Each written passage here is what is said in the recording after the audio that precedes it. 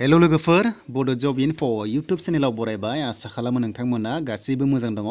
Assam police SI कामान्ड पस्टआव गोबां problem जादोंमोन टेकनिकेल प्रब्लेम जादोंमोन बेनो जाबाय जोंहा एडिशनेल क्वालिफिकेसन बिनाय जादोंमोन बेयाव दहायो साबमिट जायाखैमोन लोगोफोर दा फाइनालि जाफिनबाय थ' नोंथांमोना लगइन खालामदो दा लगइन खालामनाय लोगो लोगो बेबादि नोंनि प्रफाइल ओंखारगोन आरो बे प्रफाइलाव नोंथांमोना गाहायाव बोख्लायबानो जाबाय दा गाहायाव बोख्लायनाय लोगो लोगो नोंथांमोना अपसन मोनगोन नाम्बार 4 आव दङ कामान्ड पस्टआ एसआइ एबिआ जेराव नोंथांमोना डिग्री पास जानाय लोगो लोगोनो एप्लाइखौ खालामनो हायोमोन नाथाय दहाय एसे सिगाङाव जे माखासे एडिशनेल क्वालिफिकेसन होआबा फाइनाल साबमिट जायाखैमोन अके स' दायो बे जाबाय नोंथांमोना क्लिक खालामनांगोन एप्लाइआव दा बे एप्लाइआव क्लिक खालामनाय लोगो लोगो नोंथांमोना डकुमेन्ट्सखौ होनानै गासैखौबो नोंथांमोना एप्लाइखौ खालामनो हाफिनसिगोन दानिया जों बे एप्लाइआव थुनानैसै लोगोफोर बे एप्लाइआव थुनाय लोगो लोगो जोंहा मा डकुमेन्ट्स खालामनांगौ मा हरनांगौ बेयाव गासैबो ओंखारगोन दा बेखायनो आं बेयाव थुनाय लोगो लोगो लडिं जाबाय बेयाव नोंहा स्पर्ट्सनि दङबा हरनो हागोन गैयाबा नोंथांमोना बे मोनथाम मोनब्रै अपसनाव न' होनानै सेभ एन्ड प्रसिडआव थुनांगौ अके थ' बे सेभ एन्ड प्रसिडआव थुनाय लोगो लोगोनो जोंहा गुबुन पेजआ फैसिगोन दा बेयाव आं थुनोसै गासैखौबो न' होनानै मानोना गैया दा बेनिफ्राय जोंहा दानिया बेयाव साब इन्सपेक्टर एसआइ ओंखारखागोन मोनसेल' ओंखारगोन अपसना बेयाव नोंथांमोना सेभ होदो आरो सेभ होनाय लोगो लोगोनो जोंहा गुबुन प्रसेसा फैनानै प्रिफारेन्सआबो मोनसेल' ओंखारखायो बेनो जाबाय एसआइ दा मानोना बे पस्टआ एसआइ नालाय दा बेखायनो एसआइ ओंखारबाय आरो दा सिगाङाव जोंहा माखासे प्रब्लेम जादोंमोन जे क्वालिफिकेसन लानानै अके स' क्वालिफिकेसन लानानै जोंहा माखासे प्रब्लेम जादोंमोन दासान्दि मिथिया एसएलपिआरबिआ मा खालामबाय थादों थ' बिथांमोना मिथिनानैबो मिथिबादि खालामबाय थादों मिस्टेक मावबाय थादों मानोना डिग्री पासआनो एप्लाइ खालामनो हाखायोमोन बेयावनो आरोबाव बिथांमोना एडिशनेल क्वालिफिकेसन गैयाबा फाइनाल साबमिट खालामनो हायै खालामनो हादोंमोन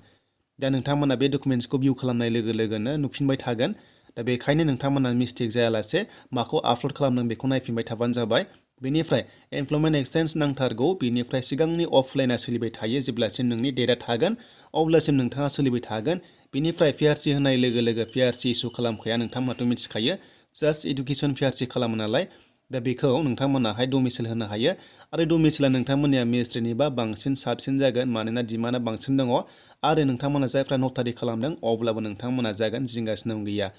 थ' बेनिफ्राय नोंथांमोना गाव गावनि प्रफाइलखौ नायनानै बेयाव नायफिनजोबदो बेनिफ्राय जोंहा थाङो लास्टआव लोगोफोर लास्टआव माखासे क्वालिफिकेसन दङ जों बेखौ नायसै डाइरेक्ट थ' नोंथांमोना भिडिअखौ नायनानै मोजां मोनदोंबा लाइक कमेन्ट शेयार आरो नोंथांमोना चेनेलाव जायफ्रा गोदानै फैदोंमोन साबस्क्राइब खालामना ला बड' जब इनफ' इउटुब चेनेलाव नोंथांमोना जेब्लायबो जबनि आपडेट मोनबाय थागोन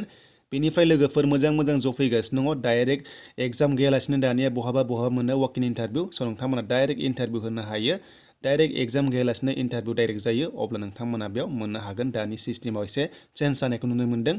बेनिफ्राय नोंथांमोना बेयाव माखासे पार्सेन्ट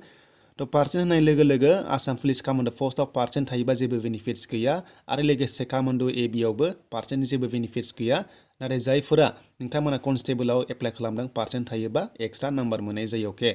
स' बेनिफ्राय लोगोफोर बेखिनियानोसैमोन दानिया फाइनाल साबमिट जाबाय नोंथांमोना फाइनाल साबमिट खालामनो हायो बेखायनो नोंथांमोना खालामदो दानिया एडिशनेल क्वालिफिकेसन नांला जायखिजाया डिग्री पासआनो नोंथांमोना एप्लाइ खालामनो हायो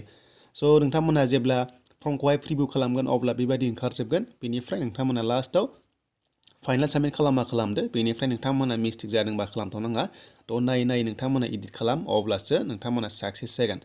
दा बेयाव जों नायनोसै नै बेयाव गासैबो ओंखारजोब्बाय नोंथांमोना नुनो मोन्दों साबमिटेड ओंखारजोब्बाय दा नोंथांमोना बेखौ नायफिनजोबनो हायो भिउआव थुनाय लोगो लोगो आरो गासैबो अकेबासो नोंथांमोना कनफार्म खालाम जुदि नङाबा खालामनाङा आरो कनफार्म खालामबा नोंथांमोनाहाय उनाव फाइनाल साबमिट खालामनो हानाय नङा स' बेखायनो नोंथांमोना ट्राइ खालामनो हागोन गासैखौबो चेक खालामजोब आरो गासैबो अकेबासो नोंथांमोना बेयाव क्लिक खालामनानै फाइनाल साबमिट खालाम आरो लोगोसे रिकभारि नोंथांमोना खालामनो हानाय नङा जेब्ला फाइनाल साबमिट जागोन